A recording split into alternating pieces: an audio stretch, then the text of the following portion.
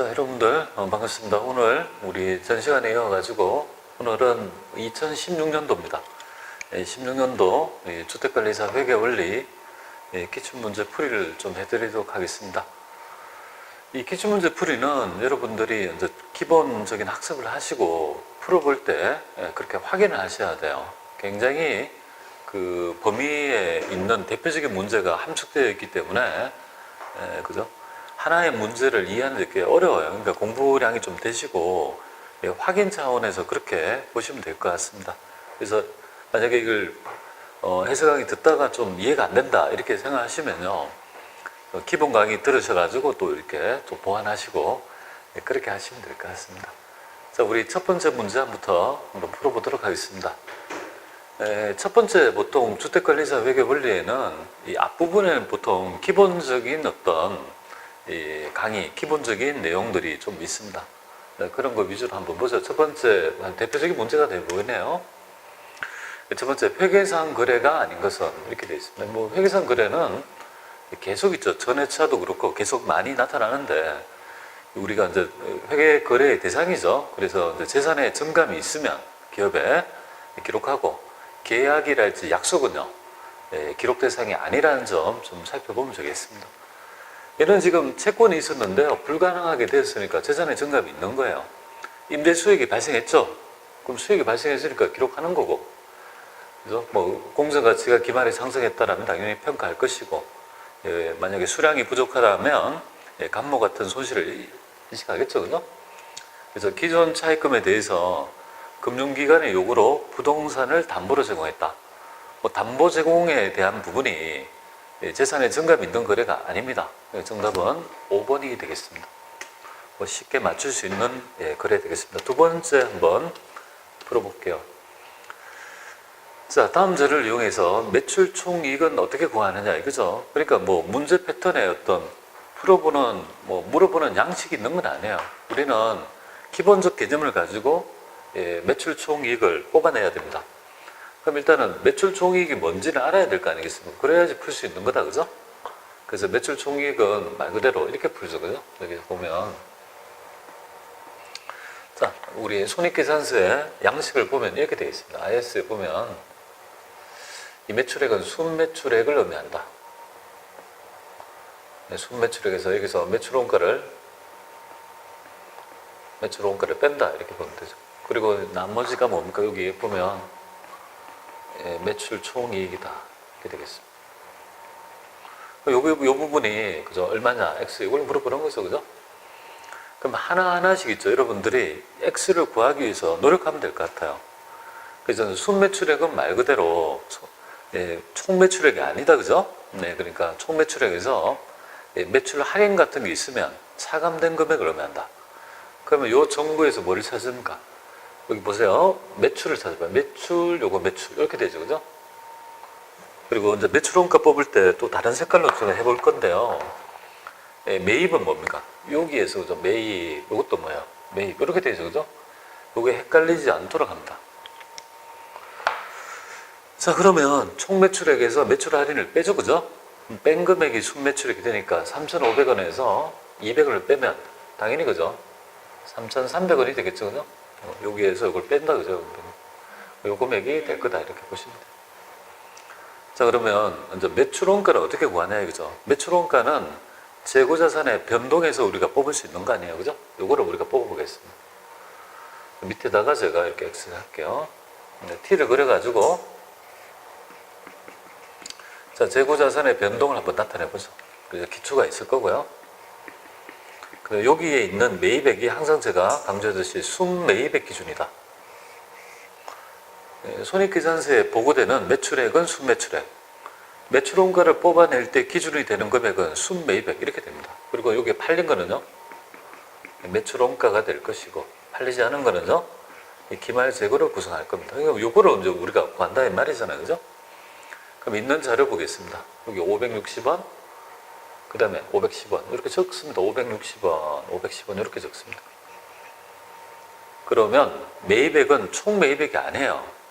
순매입액이니까 매입 환출, 매입 애놀이, 매입 할인 등이 차감된 금액이 바로 순매입액의 정의고, 2,300원에서 350원을 빼면 2,950원이 될 것 같습니다. 네? 죄송합니다. 산수가 약하네요. 네, 1,950원. 그러면 2,510원인가요? 맞죠? 2,510원이잖아요. 그죠? 맞죠? 아닌 것처럼 또 얘기하면 안 돼. 그럼 2,510원. 이렇게, 여기 딱 보니까 뭡니까? 여기가 지금 딱 이렇게 문제가 있죠. 이렇게 딱, 그죠? 쉽게 해놨잖아요. 그죠? 그럼 뭔가 느낌 와야 돼. 이거 뭐, 그죠? 맞았구나. 이런 느낌 들어야 돼. 보통 문제를 만들 때 보면 해당 금액이 있죠. 딱 떨어지게 하는 것들이 제가 볼 때 매너라고 생각해요. 그죠? 이렇게 딱 하면 여기 얼마가 돼요? 2,000원. 여기가 이제 도출했다. 그죠? 그럼 여기 이 금액이 2,000원이 될 거고. 그에 따라 결론은요. 1,300원이 뭡니까?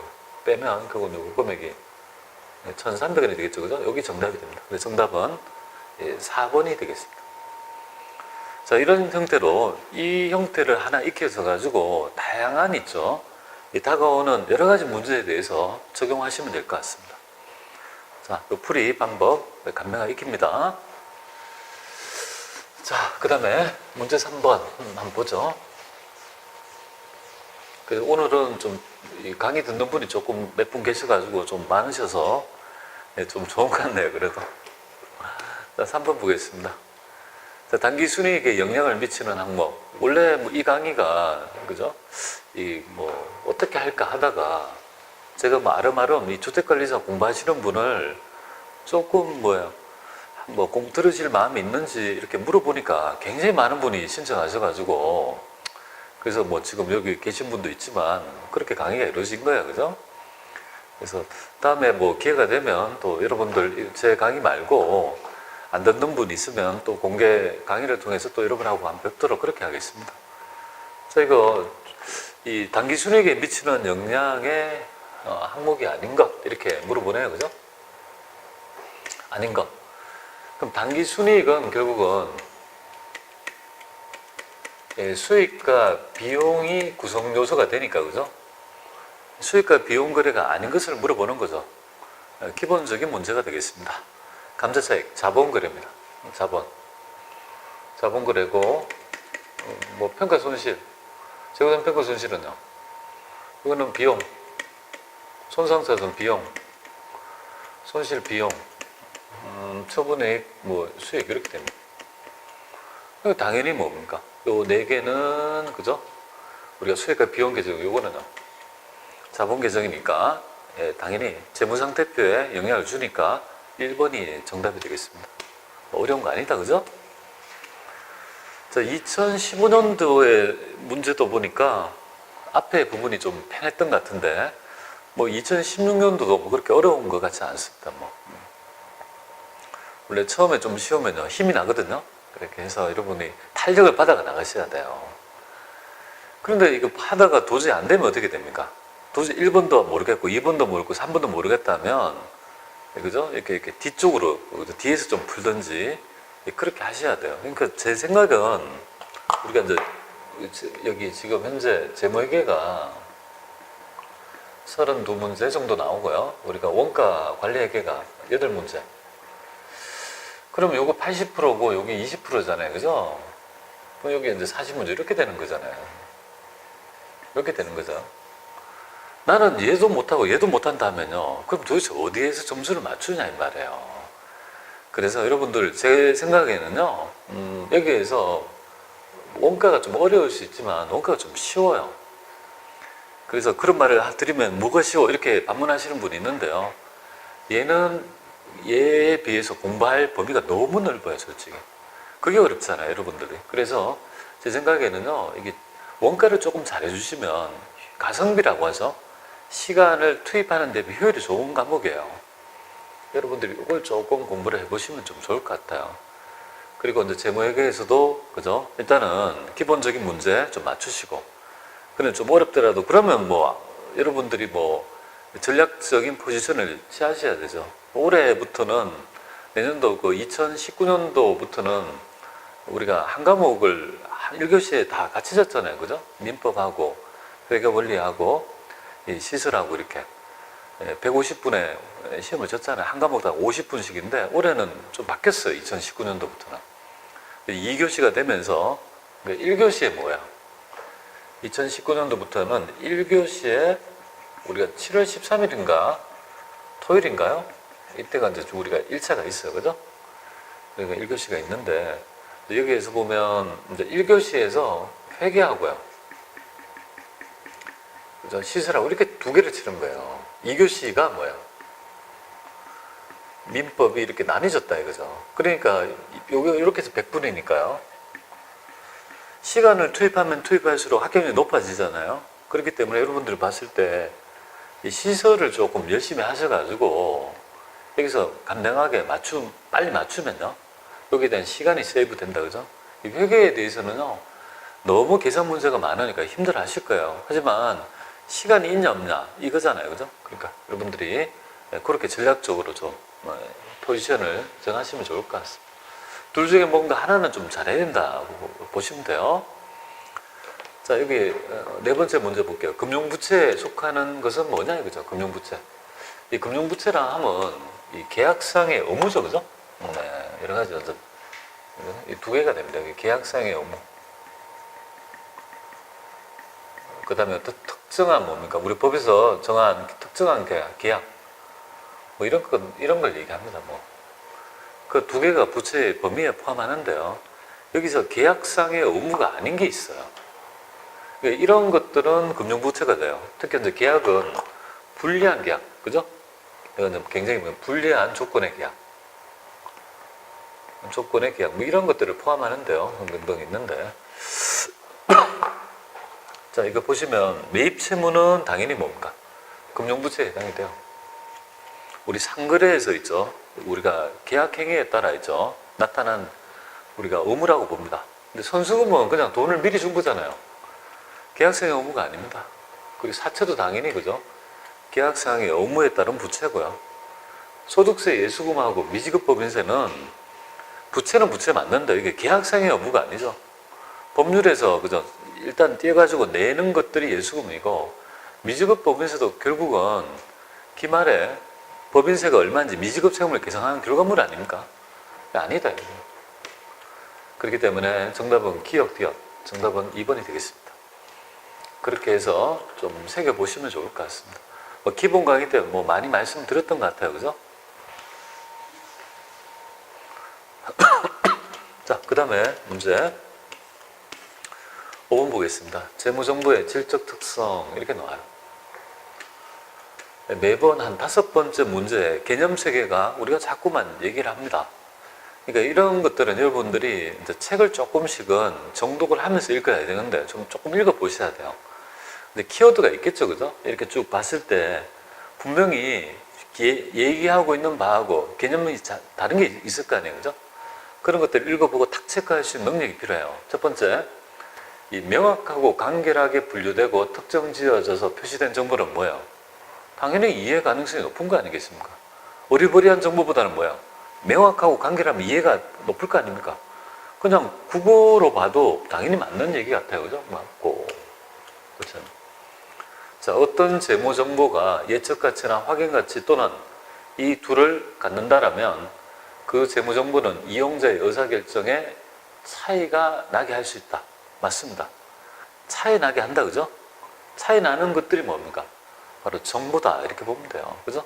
이런 것들을 둘 다 가지면 예측할 수도 있고 확인할 수도 있다면 갖는다라면 뭔가 의사결정에 차이가 되는 거죠. 이런 걸 가지고 미래를 예측할 수도 있고, 그죠?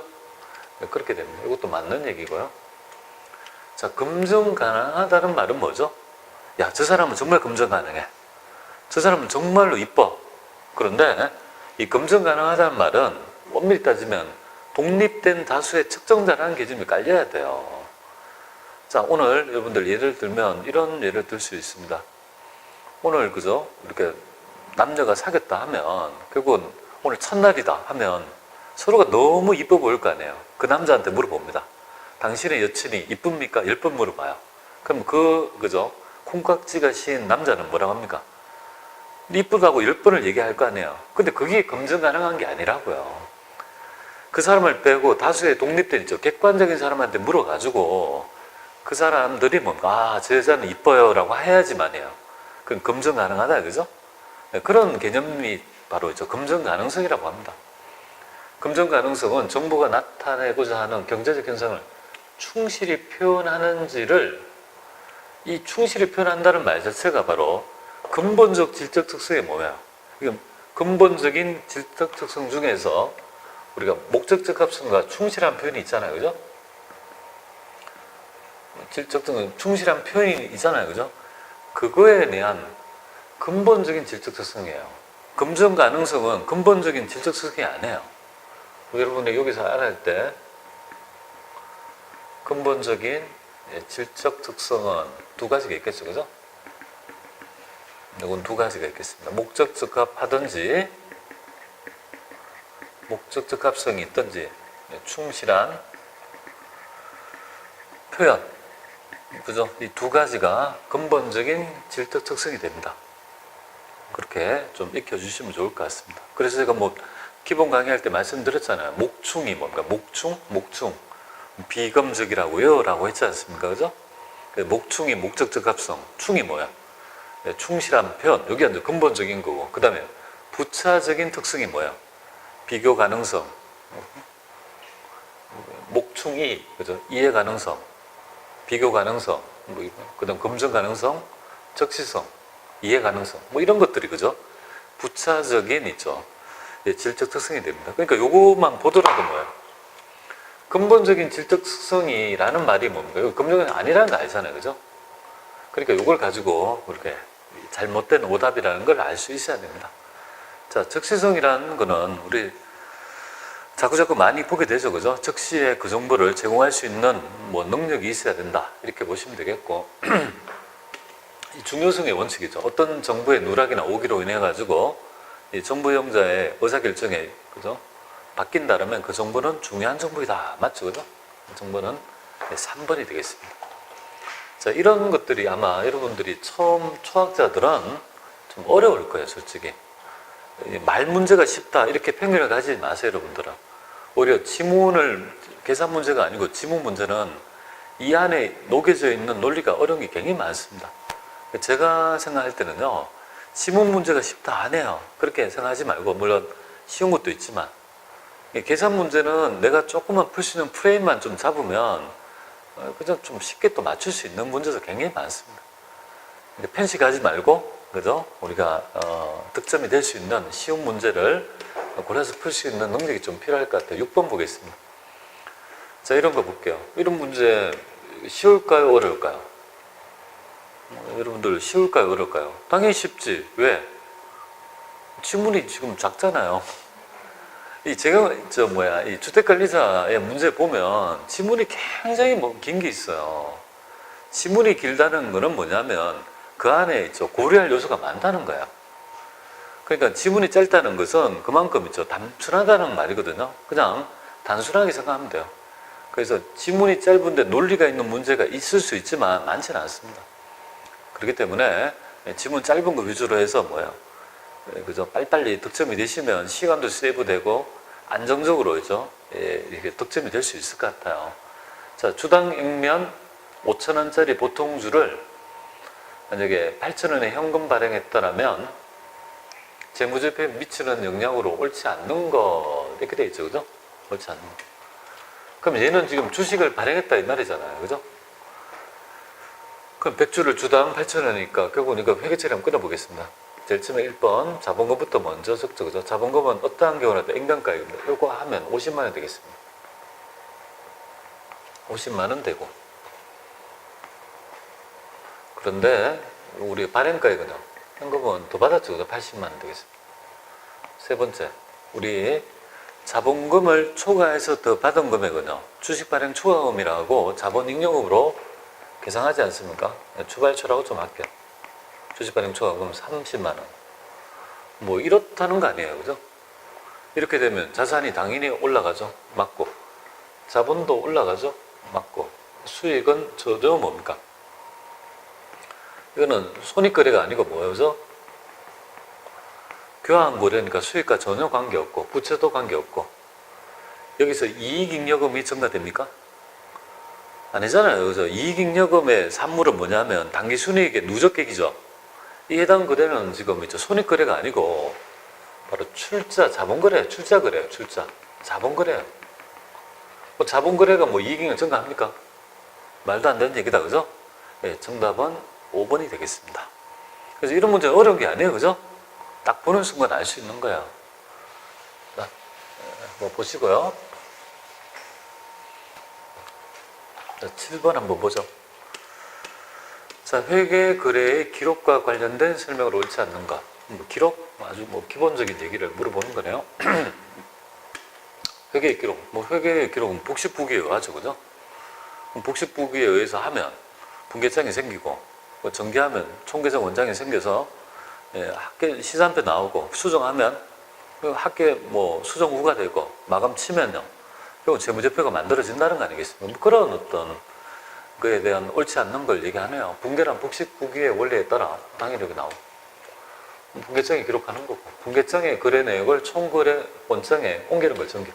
제가 정기를 얼마나 많이 강조합니까? 주택관리사는요, 정기를 잘 모르면 한 대여섯 문제를 못 풀어요. 근데 정기에 대한 이해가 꼭 필요해요. 우리 시험마다 정기에 대한 개념이 필요한 게 있는데요. 이런 말고 다른 시험은 또 정기를 별로 안 내는 시험도 있지만 유독 우리 주택관리사 시험은요, 정기를 중시하니까 꼭 알아야 될 것 같고, 우리 보조회계장부로는 분계장과 현금출납장이 되게 틀렸습니다. 여러분들 이렇게 있는 게 좋을 것 같아요. 우리가 지금 회계를 정보를 만드는 과정이 이렇게 만들어잖아요, 그죠? 자, 회계거래가 있어요. 회계거래가 있으면 이걸 어떻게 합니까? 이쪽에 하면 되겠다. 회계거래가 있으면 여기 뭐 하죠? 분계하죠, 그죠? 분계가 전개하잖아요, 그죠?